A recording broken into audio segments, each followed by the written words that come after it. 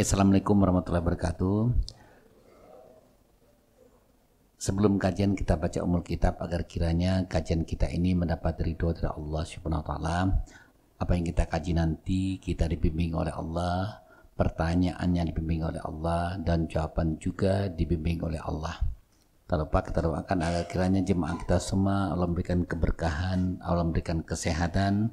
Pertama kita doakan pada Pak Haji Udaya Rasid agar selalu sehat selalu, diberikan keberkahan sehingga lebih mudah memimpin Yayasan Al-Furqan dengan baik, dengan sempurna. Kelak Al-Furqan ini menjadi yayasan yang terbaik di dunia insyaallah. Al-Fatihah. A'udzubillahi minasyaitonirrajim. Bismillahirrahmanirrahim.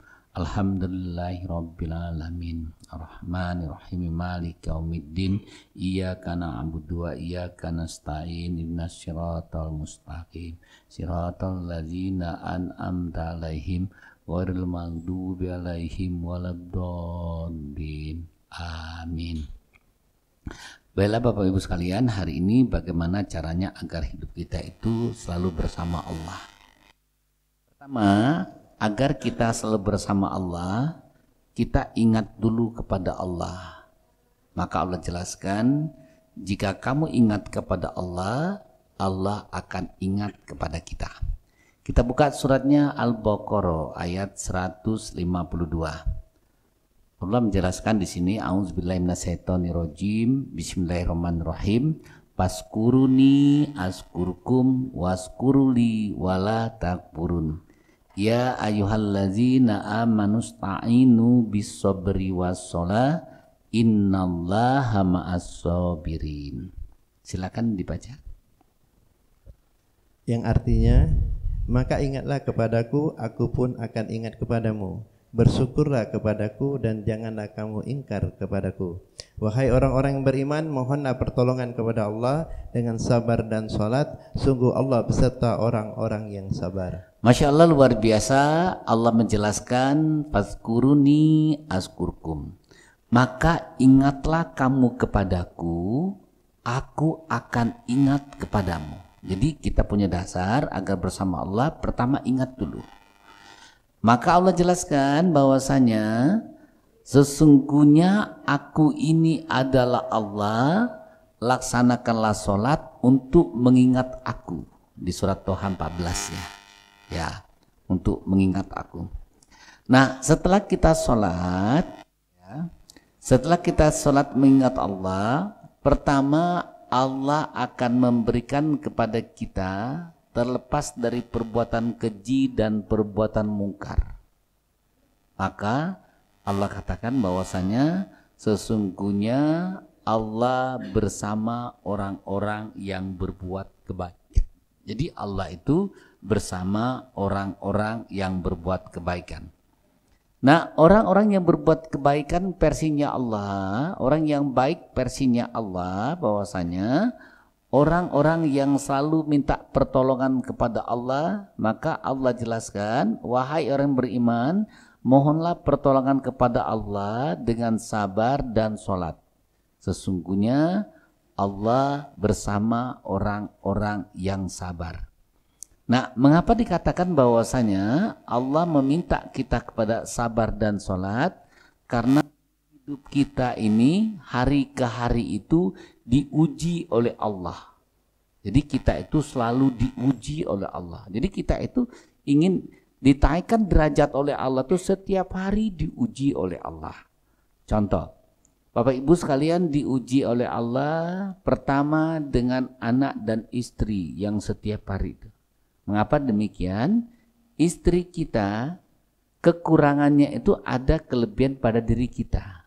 Kekurangan diri kita ada kelebihan pada istri kita. Jadi bunda-bunda sekalian, istrinya tidak bisa masak, biasanya suami masak. Ya, istrinya males, biasanya suaminya aktif. Tapi di balik kekurangan suami istri itu ada kelebihan istri yang tidak dimiliki oleh suami.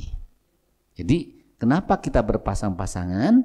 Karena ada kelebihan pada pasangan pada perempuan yang tidak dimiliki oleh laki-laki, ada kelebihan dari suami tadi yang tidak miliki oleh istri. Maka kita diuji setiap hari. Allah akan jelaskan bahwasanya mintalah kepada Allah dengan sholat dan sabar, sehingga pada saat kita meminta kepada Allah dengan sholat dan sabar, karena kita akan timbul perasaan apa? Positive thinking, positive healing, dan positif memotivasi. Mengapa kita harus positive thinking? Semua yang terjadi itu kita harus positif, karena semua yang terjadi sudah seizin Allah. Coba kita buka surat 6 ayat 59, Nabi baca Arabnya. Suratnya 6 ayatnya 59. Ya. 59 ya.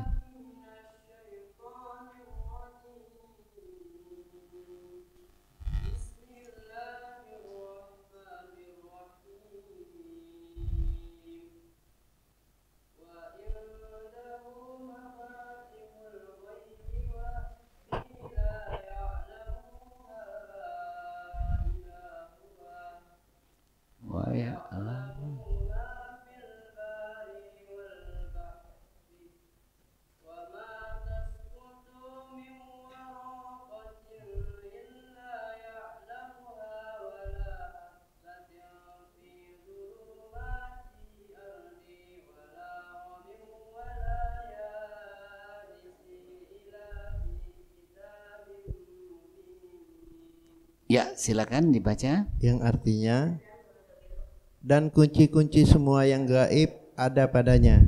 Tidak ada yang mengetahui selain Dia. Dia mengetahui apa yang ada di darat dan di laut. Tidak ada sehelai daun pun yang gugur yang tidak diketahuinya. Tidak ada sebutir biji pun dalam kegelapan bumi, dan tidak pula sesuatu yang basah ataupun yang kering yang tidak tertulis dalam kitab yang nyata, yaitu Lauhul Mahfuz. Kunci-kunci yang gaib ada padanya. Tidak ada yang mengetahui selain Dia. Dia mengetahui apa yang ada di darat dan apa yang ada di lautan.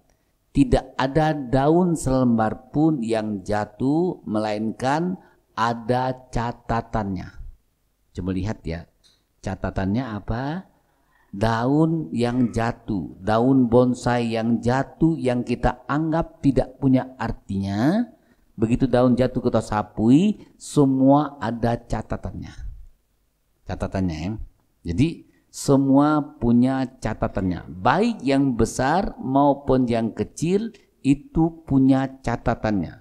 Maka dijelaskan di surat 4529 bahwasanya semua tercatat. Semua ya tercatat.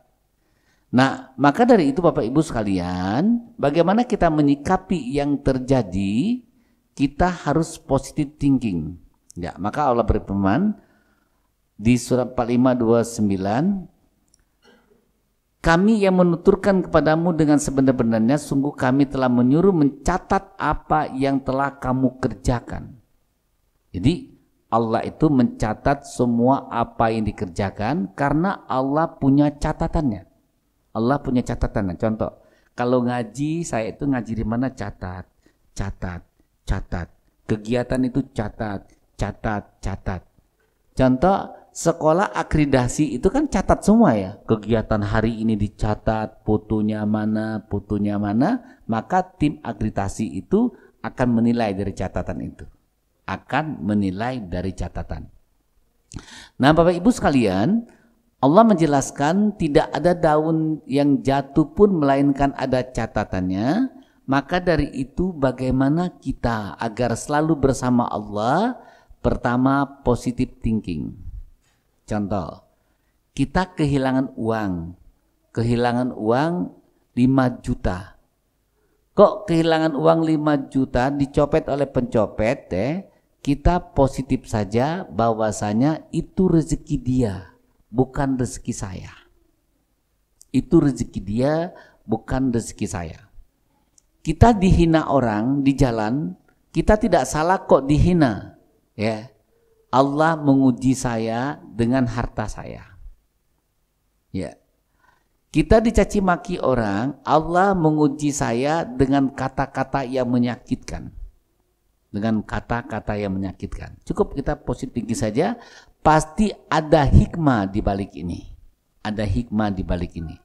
Contoh, kemarin saya dikasih surat bla-bla oleh suatu kumpulan ustadz di suatu masjid mengatakan kajian kita ini sesat. Akhirnya orang Unsri yang pernah ikut, dia berbicara, coba kamu buat data ilmiahnya, sesatnya di mana dan siapa yang dirugikan. Ya, kalau kita melihat dari sisi orang masjid itu kesel juga gitu ya, kesel di mana? Tapi ternyata dengan begini ada instansi lain yang akan menonjolkan. Nah, akan menonjolkan berarti kalau memang dia akan mengadili kita sesat dan sebagainya, oh ternyata ini kesempatan kita untuk mereka tahu bahwasanya Al-Quran itu bukan hanya dibaca. Jadi kita positive thinking saja. Nah Bapak Ibu sekalian, biasanya kita pada saat ada masalah, ini pikiran kita sudah negatif. Ini akan begini, ini akan begini. Jadi bagaimana caranya agar kita selalu bersama Allah, kita harus positif bahwasanya Allah punya tujuan. Allah punya tujuan. Mengapa demikian? Kita harus positif bahwasanya Allah menjelaskan di Al-Baqarah ayat 286. Ya, kita kembali ke Al-Baqarah 286 ya. 286. Allah katakan bahwasanya di surat Al-Baqarah 286, Auzubillahi minasyaitonirrajim, Bismillahirrahmanirrahim, la yukallifullahu nafsan illa wus'aha, laha ma kasabat wa 'alaiha maktasabat. Rabbana la tu'akhidna in nasina aw a'tana. Rabbana wa la tahmil alaina isran kama hamaltahu 'alal ladzina min qablina. Rabbana la tu'ahilna ma la taqata lana bi wa'fu anna waghfir lana warhamna anta maulana fansurna 'alal qaumil kafirin. Jadi yang artinya Allah tidak membebani seseorang melainkan sesuai dengan kesanggupannya. Dia mendapat pahala dari kebajikan yang dia kerjakan dan dia mendapat siksa dari kejahatan yang dia perbuat. Mereka berdoa, ya Tuhan kami, janganlah Engkau hukum kami jika kami lupa atau kami melakukan kesalahan. Ya Tuhan kami, janganlah Engkau bebani kami dengan beban yang berat sebagaimana Engkau bebankan kepada orang-orang sebelum kami. Ya Tuhan kami, janganlah Engkau fikulkan kepada kami apa yang tidak sanggup kami memikulnya. Maafkanlah kami, ampunilah kami, dan rahmatilah kami. Engkaulah pelindung kami, maka tolonglah kami menghadapi orang-orang kafir. Allah tidak membebani seorang melainkan sesuai dengan kesanggupannya. Jadi kalau kita menyampaikan, kita ada kebaikan, ya, Allah katakan bahwasanya Allah tidak akan membebani kita sesuai dengan kesanggupan kita. Jadi kata orang aku tidak sanggup, dia membantah ayat ini. Dan juga di sini diterangkan bahwasanya Allah akan memberikan pahala atas kebaikan kita, terutama kebaikan prasangka kita. Begitu kita positive thinking, prasangka yang baik itu sudah dapat pahala, Niat kebaikan kita itu sudah mendapatkan pahala. Kalau niat kejahatan baru niat saja belum dapat dosa, Kalau sudah melakukan kejahatannya sudah dapat dosa. Tapi kebaikan baru niat saja sudah dapat pahala. Ini luar biasa, sudah dapat pahala. Dan juga dijelaskan bahwasanya kamu akan mendapat siksa dari perbuatan kamu. Maka selalu berdoa, ya Tuhan kami, jangan Kau hukum kami jika kami lupa, jika kami bersalah. Nah di sini kita ambil pertamanya bahwasanya setiap ujian yang Allah berikan kepada kita pasti kita sanggup. Maka dari itu pertama yang kita lakukan yaitu positive thinking. Yang kedua, kita harus positive healing. Selalu gembira. selalu mengatakan hebat, keren, hebat, keren. Ustadz, bagaimana bahwasanya listrik mati, hebat?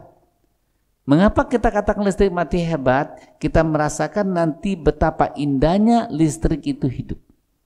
Tapi kalau listrik hidup terus, kita tidak akan bisa merasakan indahnya listrik itu hidup. Pada saat kita belum punya uang, hebat. Karena akan kita merasakan begitu indahnya kita punya uang. Begitu indahnya kita punya uang. Maka kita harus bisa healing yang prasangka yang baik dan mengatakan adalah yang diberikan Allah adalah yang terbaik.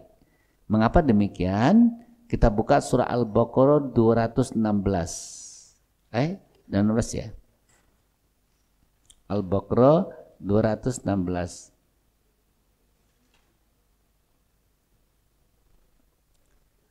Ya, enggak apa-apa dibaca langsung artinya. Diwajibkan. Al-Baqarah 216 yang artinya diwajibkan atas kamu berperang, padahal itu tidak menyenangkan bagi kamu, tetapi boleh jadi kamu tidak menyenangi sesuatu, padahal itu baik bagi kamu, dan boleh jadi kamu menyukai sesuatu, padahal itu tidak baik bagi kamu. Allah mengetahui sedang kamu tidak mengetahui. Diwajibkan kepada kamu berperang, padahal berperang itu tidak menyenangkan. Padahal berperang itu tidak menyenangkan. Perangnya apa? Hawa nafsu. Kita merasa kekurangan, merasa tidak enak, merasa apa? Ini adalah emosional kita. Jadi kita berprasangka positif itu ada 3. Pertama, secara spiritual meyakinkan bahwasanya adalah Allah. Yang kedua, emosional kita memerangi hawa nafsu kita. Maka diwajibkan kamu berperang. Allah jelaskan, boleh saja yang kamu katakan kamu tidak senang, padahal itu baik. Itu baik. Tapi boleh saja yang kata kamu baik, yang kamu sukai, padahal itu tidak baik. Maka yang terbaik adalah keputusan Allah. Maka dari itu apa yang kita lakukan, kita harus positive thinking, kita harus menjadi positif kepada Allah dan positif cara emosional kita. Selalu mengatakan ini yang terbaik, ini yang terbaik. Maka orang-orang yang positive thinking, positive healing tidak pernah memberikan kata negatif. Contoh, bunda-bunda sekalian naik tangga ke lantai 2. Kalau orang yang positive healing, secara emosional dia baik, begitu naik tangga, waduh, Masya Allah luar biasa. Kalau 3 kali 1 hari, ini bisa gugur lemak-lemak kita. Tapi yang negatif, begitu naik, aduh katanya tinggi nian, mengas nian, capek nian. Itu orang-orang yang negatif. Orang-orang yang negatif. Maka orang seperti ini, orang tipe berkeluh kesah. Dan tipe gagal. Tipe gagal. Coba kita lihat. Orang-orang yang gagal itu selalu mendahulukan kegagalan. Orang-orang yang gagal itu selalu mendahulukan kesulitan. Orang-orang yang gagal selalu mendahulukan permasalahan. Contoh tadi naik tangga, bahkan ditambah-tambah mengesnian, tinggi nian. Ya, tapi orang sukses begitu naik dia menges-menges 3 kali 1 hari berguguran lemak. Itu orang sukses. Orang sukses tidak pernah membicarakan masalah. Orang yang sukses selalu membicarakan solusi. Selalu membicarakan solusi. Itu orang sukses. Maka dia positive healingnya bagus sekali. Berbeda dengan orang-orang yang negatif healing. Terus yang ketiga adalah positif motivasi. Selalu memberikan semangat kepada orang lain ya, secara sosial, bisa juga memberikan semangat pada dirinya sendiri. Dia semangat bahwasanya aku sakit ini, begitu sakit Allah menggugurkan dosa saya. Allah menggugurkan dosa saya. Begitu saya kerugian, Allah akan mengganti rezeki yang baik. Semoga yang mengambil harta saya tadi berguna bagi dia dan aku diganti rezeki yang lain. Ini Masya Allah luar biasa ya, luar biasa. Nah, inilah orang-orang yang selalu bersama Allah. Karena dia tidak pernah prasangka negatif kepada Allah, maka Allah jelaskan sesungguhnya Allah bersama orang-orang yang berbuat kebaikan. Ya, kita buka surat 29 ayatnya 69. Baca. Suratnya 29 ayat 69. Baca.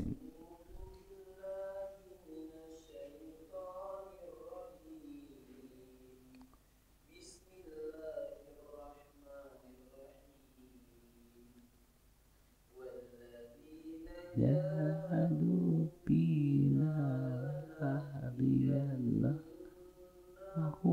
subhanallah wa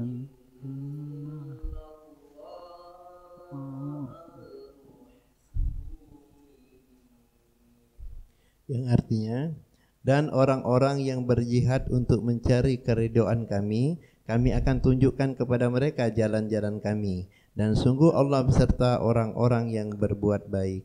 Dan orang-orang yang berjihad mencari keridhaan kami, maka Allah jelaskan wallazina hajadu. Orang-orang yang berjihad mencari keridhaan kami, maka kami tunjukkan jalan-jalan kami. Dan sungguh Allah bersama orang-orang yang berbuat kebaikan. Masya Allah, luar biasa ya. Siapapun yang berjihad di jalan kami, mencari ridho kami, mencari ridho Allah, maka Allah akan tunjukkan jalannya. Allah tunjukkan jalannya. Contoh, kita pengen tahu isi Al-Quran. Allah tunjukkan kepada orang yang membahas Al-Quran. Kita ingin tahu dengan hadis yang baik. Allah tunjukkan orang yang mengerti dengan hadis yang baik. Dan kita ingin berbuat baik dengan orang banyak, Allah juga tunjukkan jalannya.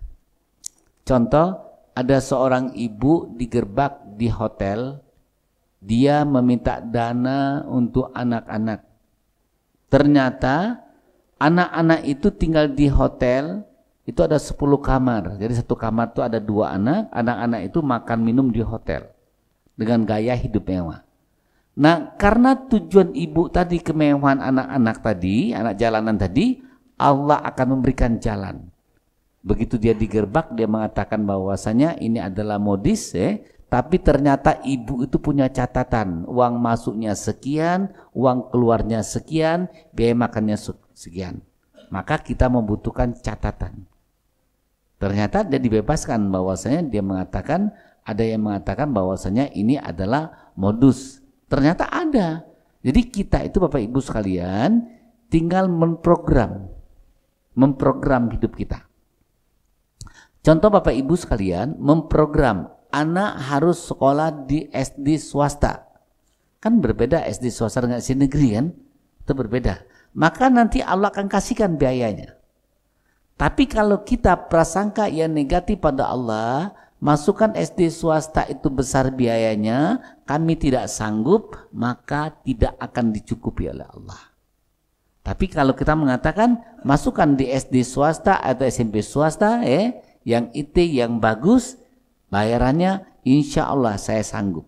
Maka Allah akan jelaskan bahwasanya Al-Quran itu untuk orang yang meyakininya.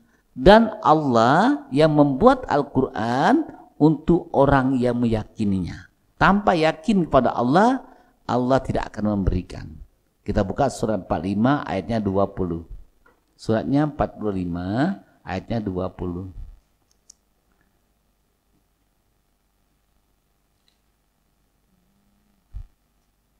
Hazab ini.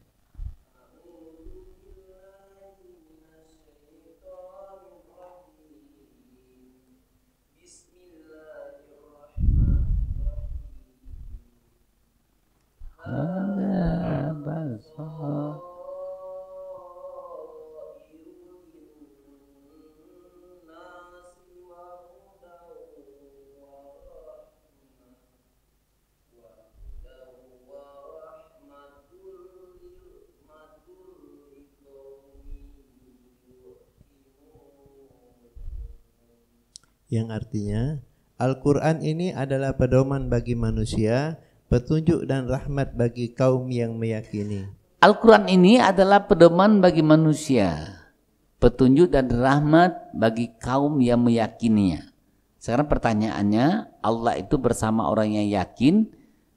Al-Quran ini milik siapa? Milik Allah. Maka sesungguhnya Allah itu bersama orang-orang yang yakin.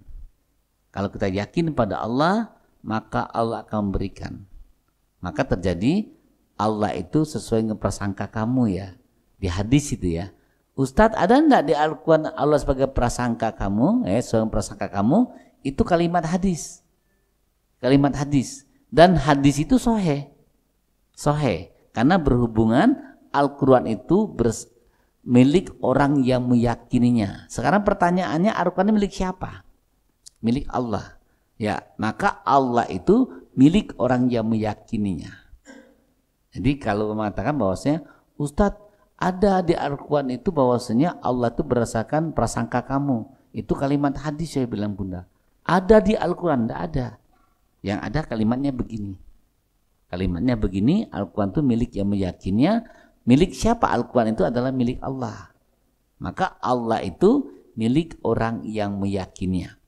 Nah, bagaimana caranya agar kita selalu bersama Allah, agar kita selalu yakin kepada Allah, ya?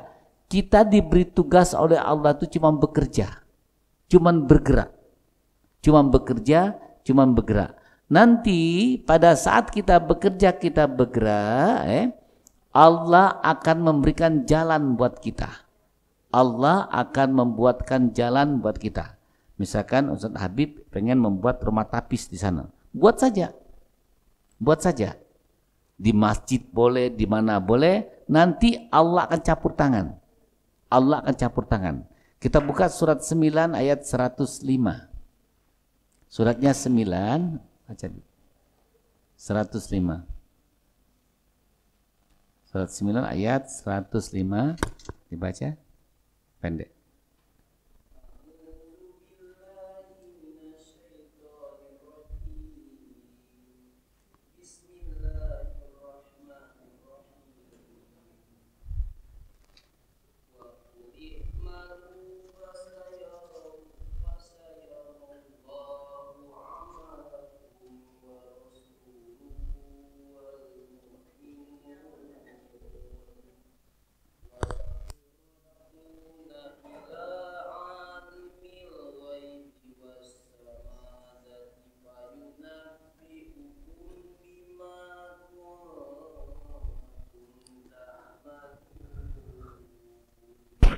Yang artinya, dan katakanlah, bekerjalah kamu, maka Allah akan melihat pekerjaanmu, begitu juga Rasulnya dan orang-orang mukmin, dan kamu akan dikembalikan kepada Allah yang mengetahui yang gaib dan yang nyata, lalu diberitakannya kepada kamu apa yang telah kamu kerjakan. Dan katakanlah, bekerjalah kamu, maka Allah melihat pekerjaan kamu. Begitupun juga Rasul, orang-orang yang mukmin, dan kamu akan dikembalikan kepada Allah yang mengetahui yang gaib dan yang nyata, lalu diberitahukan kepadanya kamu apa yang telah kamu kerjakan. Masya Allah, luar biasa. Sekarang kita lihat Pak Haji membuat yayasan ini. Apakah dulu sebesar ini? Tidak. Buat apakah langsung rumah sakit sebesar itu? Tidak. Bekerja dulu. Setelah bekerja, nanti Allah akan bekerja. Allah tunjukkan di sini, di sini, di sini. Allah tunjukkan juga, Allah takkan orang-orangnya. Dulu Pak Haji rumah sakit, banyak belum kenal sama dokter-dokternya? Belum ya? Belum. Sekarang Allah tunjukkan, Allah datangkan. Dulu pertama mau ke rumah sakit bingung, cak mano, cak mano, cak mano. Setelah didatangkan, oh ini begini, ini begini, ini begini. Allah akan bekerja. Allah akan bekerja dan Rasul juga bekerja. Bahwasanya siapa sekarang? Utusan-utusan Allah yang meneruskan. Dan orang-orang mukmin akan bekerja. Akan didatangkan orang-orang yang membantu, orang-orang yang berilmu, orang-orang yang paham. Dan kamu akan kami kembalikan kepada yang gaib, kami kembalikan kepada yang gaib, dan kamu akan bukti pekerjaan kamu itu. Akan ditunjukkan bukti pekerjaan kamu itu. Nah, kalau kita baik, akan ditunjukkan kebaikan. Namun sebaliknya, kalau kita bekerja yang tidak baik, akan Allah tunjukkan juga pekerjaan yang tidak baik itu. Akan tunjukkan juga pekerjaan yang tidak baik. Jadi kalau kita baik, Allah tunjukkan kebaikan itu, akan tunjukkan juga. Contoh, orang-orang yang tidak baik, contoh, misalkan orang penjual narkoba yang tidak baik, dia dikayakan oleh Allah, nanti ditunjukkan oleh Allah, nanti akhirnya masuk penjara. Tapi kalau orang-orang yang baik, Allah akan tunjukkan kebaikannya. Dan Allah tunjukkan kebaikan seseorang itu pada saat akhir kematiannya. Maka orang-orang yang baik dimatikan dengan cara yang baik. Masya Allah, luar biasa.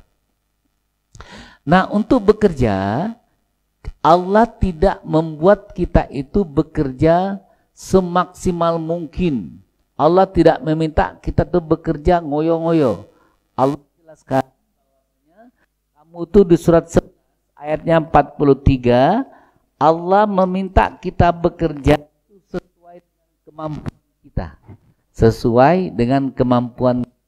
Jadi kita tuh bekerja, misalkan bisa IT, kemampuan kita butuh IT. Kita bisa merawat ini, kita lakukan. Kita bisa ngurus taman, lakukan. Karena kita mempunyai kelebihan masing-masing. Kita buka surat 11 ayatnya 93. Suratnya 11 ayatnya 93. Ya.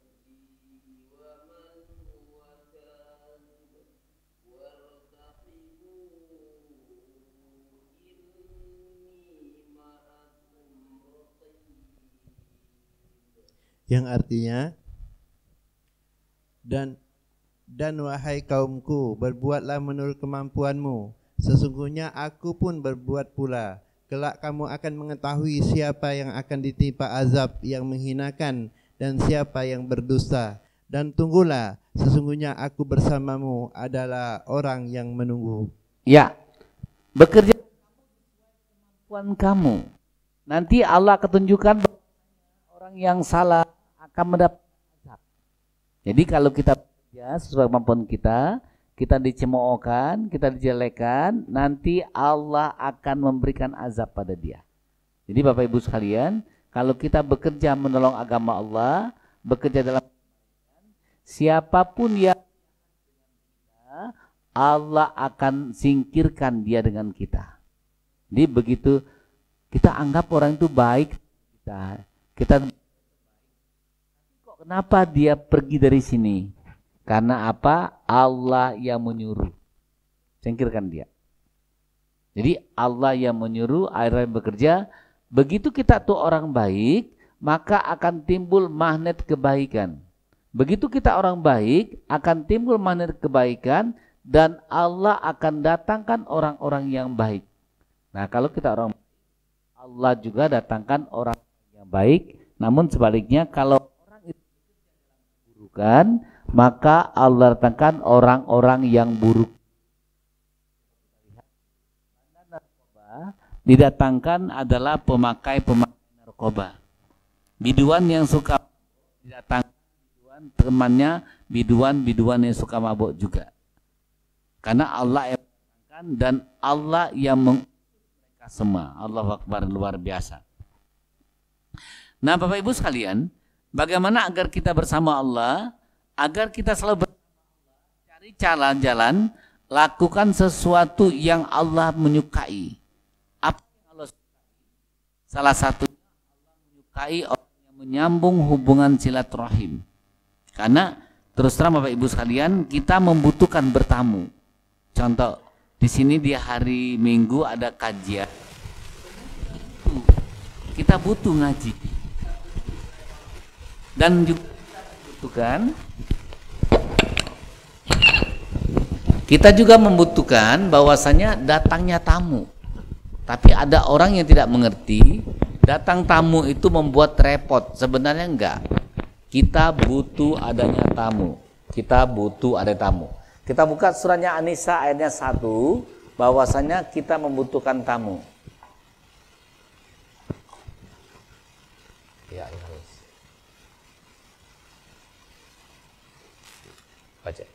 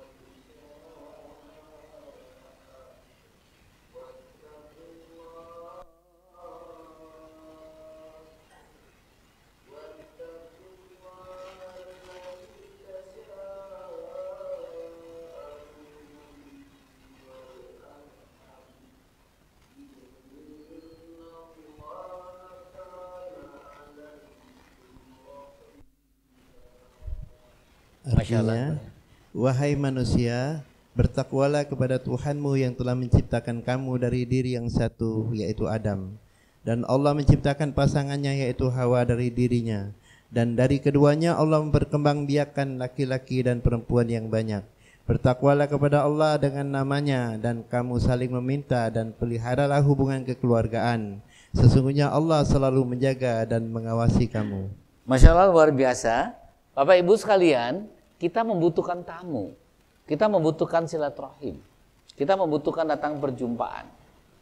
Banyak orang kadang-kadang ada tamu dia malas, seharusnya pancing ada tamu. Maka di sini Allah katakan bahwasanya wahai manusia, bertakwalah kamu kepada Tuhan kamu yang telah menciptakan kamu dari yang satu Adam. Allah menciptakan pasangannya Hawa dari dirinya. Dan keduanya Allah memperkembangbiakkan laki-laki perempuan yang banyak. Bertakwalah kamu kepada Allah dengan menyebut namanya, dan jagalah hubungan kekeluargaan itu. Allah akan menjaga dan mengawasi kamu. Jadi Bapak Ibu sekalian, seperti kita di rumah itu membutuhkan adanya tamu. Kenapa kita butuh ada tamu? Karena kita butuh memuliakan tamu. Kisah siapa? Kisah Nabi Ibrahim. Semuanya dikisahkan Nabi Ibrahim. Kita membutuhkan tamu, maka Nabi Ibrahim itu adalah manusia yang dicintai oleh Allah. Karena dia sangat memuliakan tamu itu, dia dijaga dan diawasi oleh Allah. Coba kita lihat Nabi Ibrahim AS, jam 2 malam datang tamu. Assalamualaikum. Waalaikumsalam. Tamuku silakan masuk. Coba kalau kita jam 2 malam ada tamu datang, siapa? Dari mana? Mau apa? Tapi Nabi Ibrahim tidak. Dan Nabi Ibrahim memuliakan tamunya. Dia tanya pada istrinya, apa yang perlu kita sajikan? Ada nggak ubi? Nggak ada. Ada nggak pempek? Nggak ada. Apa yang ada? Ada anak sapi. Lantas disembelih anak sapi itu, diambil pahanya oleh istrinya, dipanggang anak sapi itu, disajikan dengan tamunya. Ternyata tamunya tidak mau memakannya. Tidak mau makannya. Kenapa tidak mau makan? Dilihat oleh Nabi Ibrahim. Ternyata rambutnya panjang, matanya bening, kakinya tidak mijak ke tanah. ketakutan Nabi Ibrahim. Apa kata malaikat itu? Wahai Ibrahim, jangan takut. Sesungguhnya kami adalah utusan Allah. Nah, Bapak Ibu sekalian, kita ini kebaikan kita, nanti ada malaikat yang mengutus, Allah utus juga malaikat kepada kita untuk menguji kebaikan kita. Misalkan Bapak Ibu sekalian, ada buah rambutnya yang lebat terus, berbuah terus. Nanti ada anak kecil, Bapak Ibu lagi duduk-duduk di pagar, ada anak kecil tiba-tiba manjat. Awas, hati-hati loh. Siapa tahu utusan Allah itu bisa malaikat menguji kita. Kenapa demikian? Ada kisah lagi. Malah Allah itu memberikan nasihat kepada kita lewat apa? Wahyu dan belakang tabir, lewat utusannya. Kisah Nabi Daud. Nabi Daud punya istri 99. Ada petani itu punya istri lagi. Mau diambilnya istrinya, biar cukup 100 istrinya. Maka apa yang terjadi? Allah utus Nabi Daud, utus malaikat untuk menasihati Nabi Daud. Datanglah kedua orang ke mimbar. Kenapa kau kesini, kata Nabi Daud? Tidak, Nabi Daud dalam bahasa Palembang, kami ini nak minta pendapat. Kami ini lagi berselisih, dua beradik. Apa kata Nabi Daud? Tolong nanti kasihlah keadilan seadil-adilnya. Saudara saya ini punya kambing 99. Saya punya kambing 1, kambing betina. Saudara saya meminta kambing saya, sedangkan dia punya kambing 99. Alasan saudara saya agar kambingnya cukup 100. Ini bagaimana Nabi Daud? Kata Nabi Daud, ini zolim orang ini. Nah, itu disindir bahwasanya kita itu serakah. Nabi Daud baru tersadar bahwasanya setelah Allah utus malaikat untuk memberikan nasihat kepada Nabi Daud. Nah, kita juga hati-hati ya. Orang yang datang tidak kita kenal kadang-kadang adalah utusan Allah. Bisa saja dia malaikat. Bisa saja dia malaikat gitu. Dia adalah utusan Allah gitu. Nah, Bapak Ibu sekalian, bahwasanya Allah menjelaskan kita membutuhkan silaturahim agar Allah menjaga dan mengawasi kita.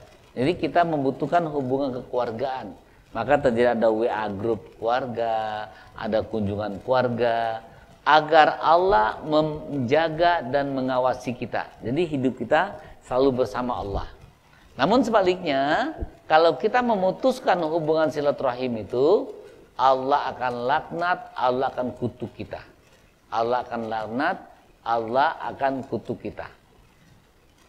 Nah, kita teruskan bahwasanya orang-orang yang bersama Allah, Allah menjelaskan bersama orang yang sabar. Orang yang sabar, di mana orang yang sabar adalah orang yang pandai bersyukur. Di mana bersyukur itu ada pertama secara spiritual, yang kedua emosional, yang ketiga secara sosial. Maka orang-orang yang secara sosial dia sabar, orang yang berani menginfakkan hartanya jalan Allah. Ada orang bertanya, Ustadz, kemana kita berinfak itu? Ada yang menjawab kepada yang memerlukan. Salah. Kepada yang kita perlukan. Kepada yang kita perlukan. Ada yang mengatakan kita berinfak itu kepada yang memerlukan. Salah. Coba kita lihat ayatnya. Al-Baqarah 215. Al-Baqarah 215.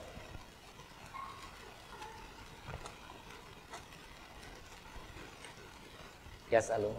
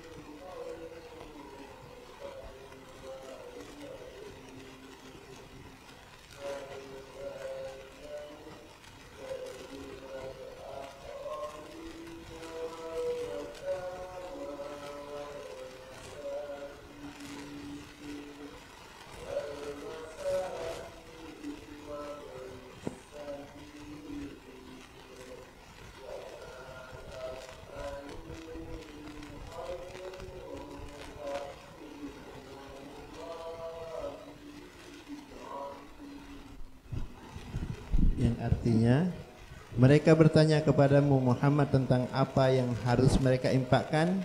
Katakanlah, harta apa yang kamu infakkan hendaknya diperuntukkan bagi kedua orang tua, kerabat, anak yatim, orang miskin, dan orang dalam perjalanan. Dan kebaikan apa saja yang kamu kerjakan, maka sesungguhnya Allah Maha mengetahui. Mereka bertanya kepadamu Muhammad tentang kemana kamu menginfakkan harta Allah. Pertama, kepada orang yang kamu butuh, bukan yang membutuhkan. Pertama orang tua, kerabat, anak yatim, orang miskin, fisabilillah. Sekarang saya tanya dengan Pak Haji. Pak Haji butuh tidak infak dari anaknya? Tidak butuh. Dia punya uang. Tapi anaknya butuh memberikan infak kepada Pak Haji. Gunanya apa? Untuk mendapat ridho Allah. Untuk mendapat ridho Allah. Pak Haji tidak butuh dibelikan anak baju. Insya Allah bisa beli baju. Ya, kita bisa beli baju. Tapi anak kita butuh memberikan kepada kita. Apa tujuannya? Agar mendapat ridho Allah. Tapi kalau orang mengatakan kita berinfak tuh kepada yang membutuhkan, itu tidak sependapat kita. Karena kita tidak butuh uang dari anak kita. Bapak butuh nggak dibelikan kasih uang? Tidak perlu. Karena uang kita ada. Tapi anak butuh memberikan kepada bapak ibunya. Gunanya apa? Untuk mendapat ridho Allah. Karena ridho Allah itu ada kepada ridho kedua orang tua. Bagaimana agar dapat ridho Allah? Berkata lembut, ucapan lembut, ya. Doa, jangan bentak. Yang kelima adalah memberikan infak pada dia. Menafkahkan. Pertanyaannya, bagaimana kalau orang tua kita mampu? Tetap kita berikan. Nah, orang tua yang tidak mau menerima pemberian dari anaknya itu dosa.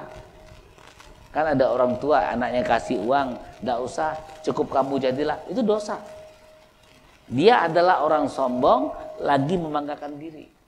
Dan dia adalah orang yang kikir, menyuruh orang lain berbuat kikir. Anaknya mau berbuat baik, ditolak. Saya kasih contoh ya, anaknya bilang, mama sholat dia aku ngimami, tidak usah, cukup kau dewe. Ada mama nanti aku nak nyumbang masjid, tidak usah, dihalangi ya. Pun pada saat anak kasih uang, ya terima. Bahkan anaknya, bapak ibu sekalian, diingatkan, mana kasih mama. Ustadz, tidak enak. Hari ini dikasih 500.000, besok kasihkan dengan istrinya 5 juta, enggak apa-apa. Jadi hari ini anaknya kasih 500.000 untuk papanya, ini Pak, untuk papa. Besok kasihkan istrinya 5 juta, enggak apa-apa. Karena apa? Agar anak mendapat ridho Allah. Jangan sekali-kali ditolak. Bahkan ingatkan anak itu untuk memberi kepada orang tuanya. Jadi kepada yang membutuhkan, yang kita butuhkan. Siapa lagi yang kita butuhkan adalah kerabat kita. Maka Allah menjelaskan di surat 17 ayat 25 itu kepada kerabat kita. Coba kita lihat dulu ya. Surat 17 ayatnya 26 ya.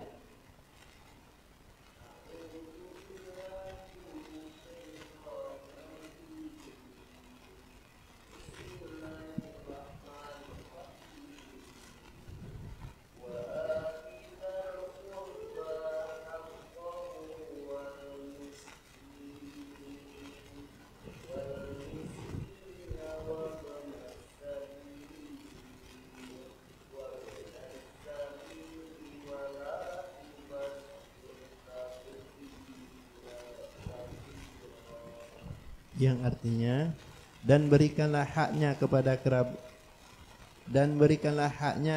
kerabat dekat, juga orang miskin dan orang yang dalam perjalanan, dan janganlah kamu menghambur-hamburkan hartamu secara boros. Terus lagi sampai 28-nya. Sesungguhnya orang-orang yang pemboros itu adalah saudara setan, dan setan itu sangat ingkar kepada Tuhannya. Terus, dan jika engkau berpaling dari mereka untuk memperoleh rahmat dari Tuhanmu yang engkau harapkan, maka katakanlah kepada mereka ucapan yang lemah lembut. Allah jelaskan di sini bahwasanya berikan pada kerabat kamu. Ya, jangan kamu boros saya berikutnya. Dan juga nanti kalau ada orang miskin meminta, ada kerabat kamu, ada kendak, kalau bahasa kita Palembang, ada kendak, berarti itu rahmat Allah akan datang. Maka di 28-nya bahwasanya Allah menjelaskan, jika engkau berpaling dari mereka untuk mendapatkan rahmat dari Tuhan engkau, maka ucapkanlah yang baik. Berarti kita membutuhkan keluarga kita, minta tolong dengan kita, dalam bahasa Palembang berkendak dengan kita, kita membutuhkan orang miskin yang minta dengan kita. Karena apa? Untuk memperoleh rahmat Allah. Ya, untuk memperoleh rahmat Allah. Apa rahmat? Kasih sayang. Maka Bapak Ibu sekalian, pada saat orang meminta-minta, kita butuh. Jadi kalau kita merasa butuh orang meminta-minta, begitu dia datang kita layani dengan baik. Karena kita butuh. Tapi kadang-kadang orang yang tidak mengerti, berasa dia butuh dengan kita dan memberatkan kita.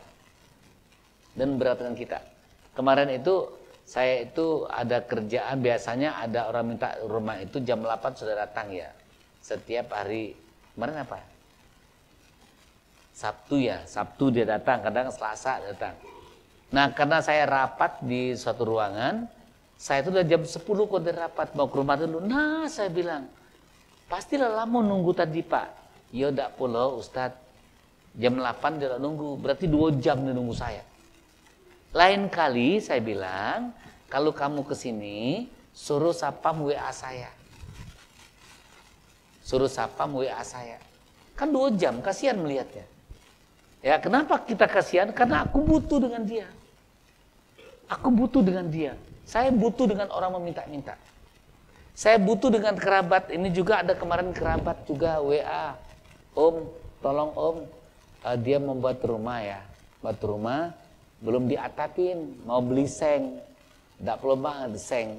Sekitar berapa juta. Ya, tunggu, insya Allah. Semoga Allah permudah. Insya Allah luar biasa. Besok paginya uangnya ada, langsung saya transfer. Ini saya kirim uangnya. Saya gembira. Kenapa saya gembira? Ada kerabat berkendak, ada lagi orang miskin minta. Ini saya akan dapat rahmat Allah. Nggak tahu rahmatnya seperti apa ini. Rahmatnya seperti apa, berupa apa. Karena di sini Allah jelaskan, ya, berikanlah kepada orang kerabat kamu dan orang miskin dalam perjalanan, ya, agar dia berikutnya jangan kamu boros. Dia berikutnya, kalau kamu berpaling dari kerabat kamu, berpaling dari orang meminta-minta tadi, kamu ucapkanlah ucapan yang baik. Kamu ladeni dengan baik. Semalam juga saya lagi ngajar di sana, ada bapak-bapak, Ustadz boleh minta waktu sebentar nak ngomong. Ya baik sebentar. Saya tata dulu program pengajarnya sudah pakai tutor, silakan saya ajak ngobrol. Cuman dia minta pendapat saja sedikit. Masya Allah luar biasa. Saya bilang, ayo kau cepat-cepat pulang. Ada kerjaan Ustadz. Itu rahmat. Itu rahmat Allah akan datang dengan kita. Jadi saya bergembira betul dari kemarin sampai semalam saya gembira 3 kali, pagi dapat, siang dapat, malam juga dapat rahmat dari Allah. Akan datang rahmat dari Allah. Itu tanda-tanda Allah memberikan rahmat. Nah, bagi orang yang tidak mengerti, begitu ada kerabat kita ngutang duit, kita lagi buntu, lagi kekurangan duit, maka apa yang terjadi? Katanya, maaf, aku baik, lagi tidak cukup. Kita lagi punya masalah, ada kerabat minta tolong, maaf, aku juga lagi punya masalah. Sebenarnya, rahmat Allah akan datang. Maka dari itu, infak itu kepada orang yang kita butuhkan, bukan dia butuh. Kita membutuhkan rahmat kan? Ya. Kepada siapa lagi kita berinfak? Kepada anak yatim. Sekarang kita berinfak anak yatim, dia yang butuh atau kita yang butuh? Kita yang butuh. Kalau rezeki dia, sudah Allah atur. Kalaupun kita tidak kasih, nanti Allah utus orang lain yang mengasihkan. Sebenarnya anak yatim itu kita yang butuh. Mengapa kita butuh dengan anak yatim? Agar Allah cap kita menjadi orang yang baik. Kita tuh baik kalau baik sama anak yatim. Kalau orang yang baik sama anaknya banyak. Beliin anak mobil, beliin anak rumah, beliin anak sepatu, beliin banyak. Biasa. Ayam pun sayang dengan anaknya. Coba lihat ayam meram itu. Ada yang mau langsung perapnya. Ayam pun sayang dengan anaknya. Manusia juga sayang dengan anaknya. Sayang dengan anaknya. Tapi ayam tidak suka dengan ayam yatim. Tidak suka ada ayam yang mamaknya meninggal, diusirnya dia. Karena tidak suka dia. Ayam juga tidak suka dengan ibunya. Ayam juga tidak suka dengan saudaranya. Ayam cuma suka pada anaknya saja. Nah, agar kita dikatakan baik, selain orang tua, kerabat, ya, anak yatim. Kita buka Al-Baqarah 220. Al-Baqarah 220.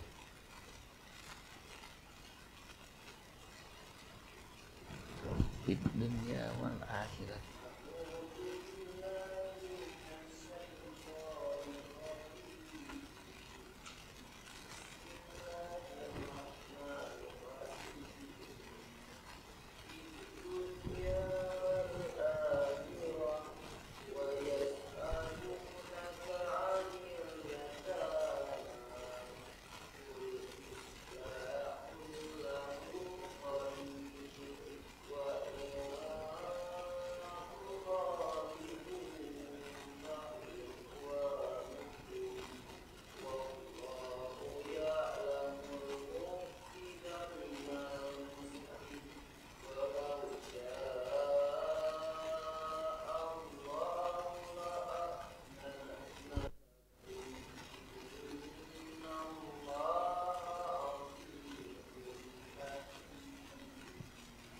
Yang artinya tentang dunia dan akhirat.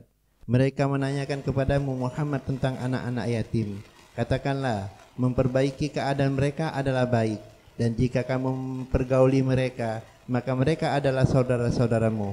Allah mengetahui orang yang berbuat kerusakan dan berbuat kebaikan, dan jika Allah menghendaki, niscaya Dia datangkan kesulitan kepadamu. Sungguh Allah Maha Perkasa, Maha Bijaksana. Allah jelaskan bahwasanya kamu memperbaiki anak yatim itu baik. Jadi orang yang baik versinya Allah, yang bersedekah yang baik itu, kita memperbaiki hidupnya anak yatim. Jadi anak yatim itu bukan hanya disepelein saja, cuma dikasih-kasih saja, tapi perbaiki hidupnya. Perbaiki hidupnya. Ustadz, saya tidak bisa untuk ke rumah saya. Carikan lembaga-lembaga yang punya anak yatim. Kan ada lembaga-lembaga punya anak yatim, carikan. Perbaiki hidupnya. Contoh maaf ya, di pondok kita itu ada paket, saya lihat paket GIP ya, infak beras untuk anak pondok itu kan 25.000. Ya kalau dibuat oleh panitianya itu yang tidak sanggup 25.000 bisa 12.500. Jadi sekilo. Ya, sebulan. Kita dengan sekilo satu bulan, ya kita telah memperbaiki. Karena mereka bisa bernaung di sana. Atau membuat suatu kelompok, Bapak Ibu sekalian, dari Al-Furqan memberikan kepada anak yatim mana gitu. Di panti mana gitu. Karena kita tanpa diprogram kadang-kadang lupa. Kadang lupa, tanpa diingatkan. Maka terjadi kita itu harus menjadi orang yang beruntung, mengajak orang berbuat baik, mencegah perbuatan mungkar. Misalkan Ustadz Habib bilang sama teman-teman di pengajian Al-Furqan, kita sumbangan duit 15.000 sebulan untuk memberikan ada panti dekat rumah saya. Kan orang 30 berarti bisa 30 kilo. Berikan aja. Kita kan tidak berat. Tapi kalau kita sendiri mau ngantarkan uang 15.000 kan rumit nih. Rumit. Nah, maka dari itu Bapak Ibu sekalian, kita harus menjadi orang yang beruntung versinya Allah, yaitu orang yang mengajak orang berbuat baik, mencegah perbuatan mungkar. Maka di sini Allah menjelaskan, kamu baik dengan anak yatim itu baik, ya. Kamu baik karena Allah mengatakan kamu baik, Nanti kalau kamu itu baik sama anak yatim, Allah tidak akan membuat susah hidup kamu. Namun sebaliknya, jika ada orang yang tidak baik dengan anak yatim, Allah buat susah hidupnya. Kemarin itu ada seorang juga cerita, Ustadz ada gedung sewa pengantin, katanya di daerah sini juga, kita tidak usah sebut, itu dijual oleh yang punyanya. Dijualnya, 2 gedung itu dijualnya kalau padahal larisnya. Ya, apalah kendalanya? Ada 2. Satu rezeki istitrot, yang kedua memang rezeki dia, tapi dia tidak baik dengan anak yatim. 2 gedung itu dijual semua Ustaz. Ya, bahkan cara nyualnya agak murah juga. Agak murah, ringan membelinya itu. Kenapa demikian? Ada apa sebenarnya? 2 perkara. Satu rezeki istitrot, yang kedua dia tidak baik dengan anak yatim. Begitu kita tidak baik dengan anak yatim, Allah buat susah hidup kita. Allah akan membuat susah pada kita. Masya Allah luar biasa ya. Nah Bapak Ibu sekalian, agar kita bersama Allah, kita harus menjadi orang yang beruntung, orang yang benar, dan orang yang soleh. Nah di mana ayatnya? Kita buka surat 3:104. Orang beruntung seperti apa?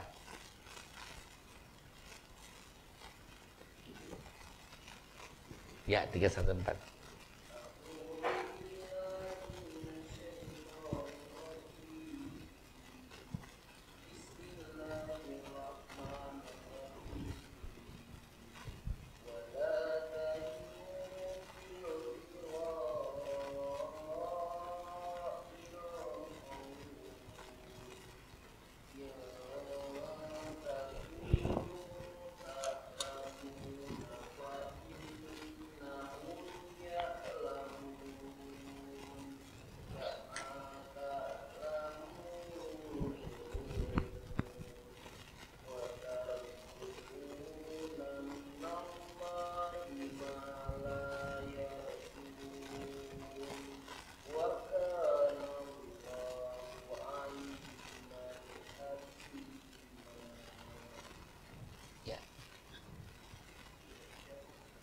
Ya. Yang artinya, dan hendaklah di antara kamu ada segolongan orang yang menyeru kepada kebajikan, menyuruh berbuat yang ma'ruf dan mencegah dari yang mungkar, dan mereka itulah orang-orang yang beruntung. Allah jelaskan bahwasanya hendaklah di antara kamu ada orang yang menyuruh orang berbuat baik, mencegah perbuatan mungkar. Ya, dia adalah orang yang beruntung. Jadi begitu kita mengajak orang berbuat baik, mencegah perbuatan mungkar, dia beruntung. Contoh, Ustadz Habib mengajak bunda-bunda sekalian untuk menyantuni anak yatim, anak panti dekat rumahnya. 15.000 1 bulan. Terkumpullah uang itu misalkan 1,5 juta. Ustadz Habib akan beruntung mengajak orang berbuat baik, dia berimpak berarti dia sudah 1,5 juta juga. Beruntung enggak? Kita dengar 15.000 keluar, tapi Ustadz Habib mendapatkan 1,5 juta juga nilainya. Karena dia mengajak orang berbuat baik, mencegah perbuatan mungkar. Kalau kita hanya berbuat baik saja, tanpa mencegah orang mungkar, apakah juga akan mendapat azab dari Allah? Iya. Kadang kan orang tuh sudah baik dia itu. Tapi kok kehidupannya banyak masalah juga. Karena dia tidak mencegah orang mungkar. Begitu ada orang sabu-sabu di rumahnya, dibiarin saja. Itu ada di daerah Banyu Asin, daerah Tanjung Pasir mana itu katanya. Itu tenggelam sawah sampai 3 kali. Tenggelam terus sawahnya. Ternyata ada orang jual sabu-sabu di sana, cak jualan kacang, bercompo-compoan, bawa dompet siko. Tidak ada yang melarang. Tidak ada yang melarang. Maka dia akan mendapatkan kemungkaran juga. Dia akan mendapatkan kemungkaran juga. Dia dapat mendapatkan bahaya juga. Jadi hendaklah kamu itu mengajak orang berbuat baik, mencegah perbuatan mungkar. Ini kisah daripada hari Sabat ya. Hari Sabat itu di hari Sabtu tidak boleh mencari ikan. Ya, lantas terjadi 3 kelompok. Kelompok pertama tidak mencari ikan, diam di rumah. Kelompok kedua juga tidak mencari ikan. Kelompok ketiga mencari ikan. Karena di hari Sabat itu ikan semua ke pantai. Kelompok pertama menasihati kelompok ketiga. Jangan lakukan. Tapi kelompok kedua tidak menasehati, yang penting kami tidak melakukan. Yang dapat azab yaitu kelompok kedua dan kelompok ketiga. Kenapa kelompok kedua juga mendapat azab? Karena dia tidak mencegah kemungkaran itu. Jadi kalau ada kemungkaran, cegah kemungkaran itu. Kalau tidak kita cegah, kita tidak akan menjadi orang yang beruntung. Dan dijelaskan di 114-nya itu bahwasanya kamu melakukan kebaikan itu, mengajak orang berbuat baik, mencegah berbuat mungkar, kamu adalah obat yang terbaik. Dan di 115-nya atau 14-nya atau 10 tadi ya, kamu akan menjadi orang soleh jika kamu melakukan kebaikan itu dan kamu mengajak orang lain. Coba kita 114-nya ya. Artinya berapa Pak? Artinya langsung aja. Ali Imran 114 yang artinya, mereka beriman kepada Allah dan hari akhir, menyuruh berbuat yang ma'ruf dan mencegah dari yang mungkar, dan bersegera mengerjakan berbagai kebajikan. Mereka termasuk orang-orang soleh. Allah katakan bahwasanya mereka mengajak orang berbuat baik, mencegah berbuat mungkar, dan mereka melakukan, dia adalah orang-orang yang soleh. Nah sesungguhnya Allah itu bersama orang-orang soleh. Allah bersama orang berbuat kebaikan. Jadi kita mengajak orang, kita juga melakukan. Masya Allah, ini luar biasa ya.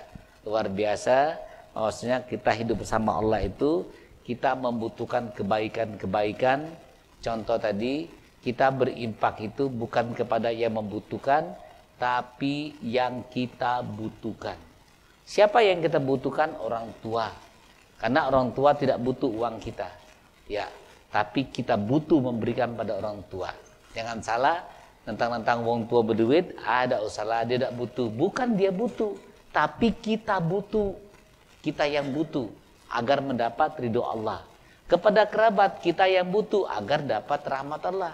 Kepada anak yatim kita butuh agar Allah katakan kita baik. Kepada orang miskin kita yang butuh agar Allah tidak miskinkan kita. Insya Allah berkah selalu. Semoga Allah berkahi kita, kelak kita berjumpa di surganya Allah Subhanahu wa taala. Wassalamualaikum warahmatullahi wabarakatuh.